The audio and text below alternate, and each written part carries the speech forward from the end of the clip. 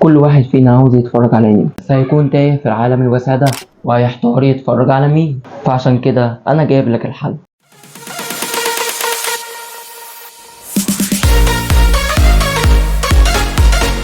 السلام عليكم يا شباب، عدنا لكم في مقطع جديد. قبل ما نبدأ لا تنسوا الصلاة على رسول الله.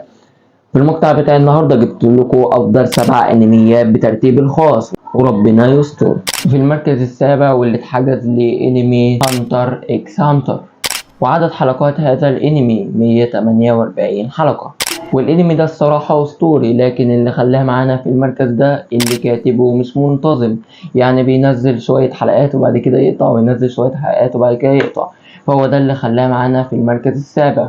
وقصة هذا الأنمي تدور حول طفل اسمه جون، والطفل ده بيقود مغامراته لأخذ حاجة اسمها بطاقة الصيادين، وبيغامر مع أصدقائه. فمغامراته هسيبها لكم انتوا تكتشفوها، بس ما تتعشموش عشان الأنمي مخلصش، وشكله كده الكاتب مش عاوز يخلصنا معاه. وأما في المركز الثاني عندنا فهو أنمي بليتش، وهذا الأنمي مشوق جدا، وعدد حلقاته هو 366 حلقة. قصة هذا الأنمي تدور حول شخص من الثانوية واسمه كوساكي إتشيجو، والذي ولد بقدرة غريبة وهي رؤية الأشباح. وذات يوم التقى بفتاة وحمته من الوحش لكنها هزمت، وصارت الطريقة الوحيدة ليهزم ذلك الوحش هي أن الفتاة تنقل له قوة الشينيجامي الخاصة بها. وبعد أن نقلت له قوة الشينيجامي فأصبح شينيجامي مثلها، وهنا بدأت قصته ومغامرته في حصد الأرواح. وأما المركز الخامس فهو محجوز لأنمي هجوم العمالقة أو أتاك أون تايتن، وهذا الأنمي أسطوري جدا وعدد حلقاته 83 حلقة. وهذا الأنمي يدور حول عمالقة يأكلون البشر، والبشر ليحموا نفسهم من العمالقة بنوا أسوار عملاقة ليحموهم من بطش العمالقة.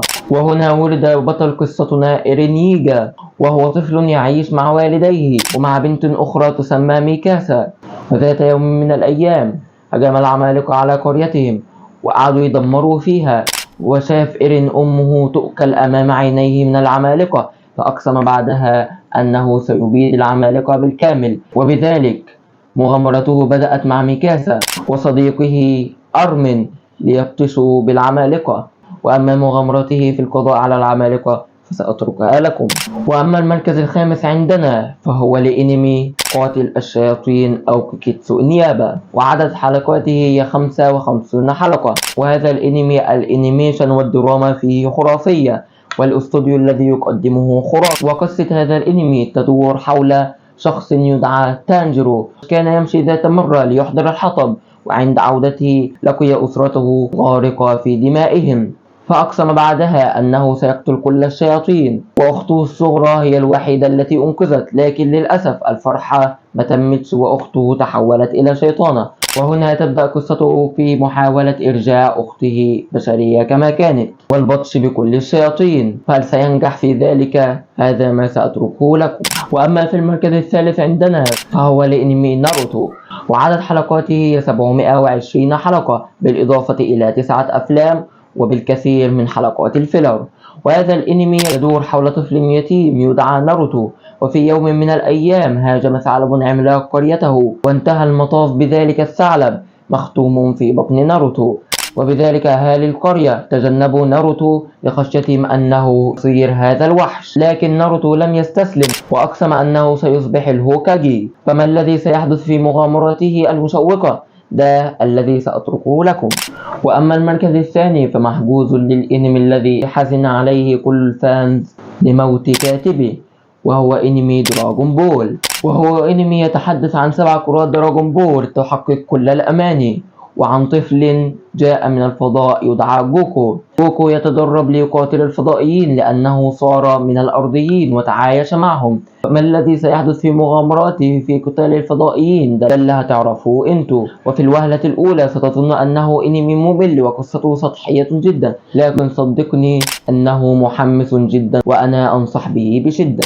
في المركز الأول عندنا والذي تربع على عرش الأنمي هو أنمي ون بيس، وعدد حلقاته لغاية وقتنا هذا 1119 حلقة.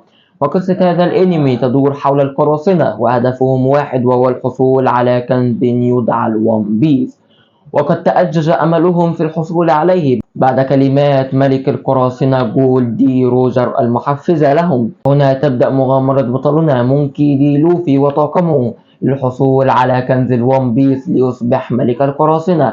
فما المغامرات التي ستقابله وما الصعوبات؟ ده اللي هتعرفوه في الحلقات اللي انتوا هتتفرجوا عليها. لكن صدقوني في أركات جامدة جدا زي أرك المارين فول وأرك الكعكة الكاملة وأرك وانو.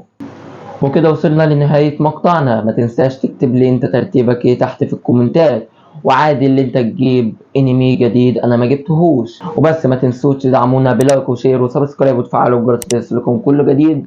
وبس كده، الى اللقاء.